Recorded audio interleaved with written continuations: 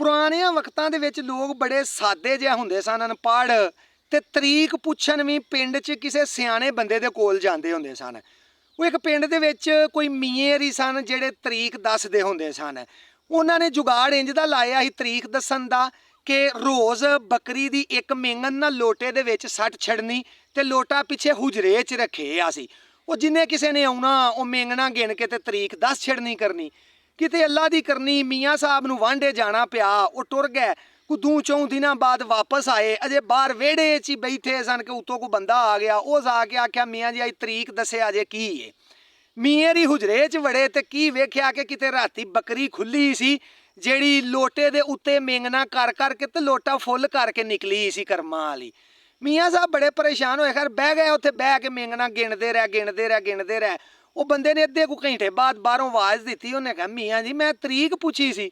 ਮੀਆਂ ਜੀ ਬਾਹਰ ਨਿਕਲੇ, ਉਹਨਾਂ ਨਿਕਲ ਕੇ ਦੱਸਿਆ ਕਿ ਯਾਰ ਅੱਜ ਨਾ 80 ਤਰੀਕ ਏ। ਉਹ ਬੰਦੇ ਆਖਿਆ ਮੀਆਂ ਜੀ ਕੋ ਖੁਦਾ ਦਾ ਖੌਫ ਕਰੋ, 80 ਵੀ ਤਰੀਕ ਹੁੰਦੀ ਏ। ਮੀਆਂ ਨੇ ਆਖਿਆ ਭਾਈ ਖੁਦਾ ਦਾ ਖੌਫ ਕਰਕੇ ਤੈਨੂੰ 80 ਦੱਸੀ ਆ, ਨਹੀਂ ਤੇ ਲੋਟਾ ਤੇ 280 ਦੱਸ ਦਈ ਪਿਆ।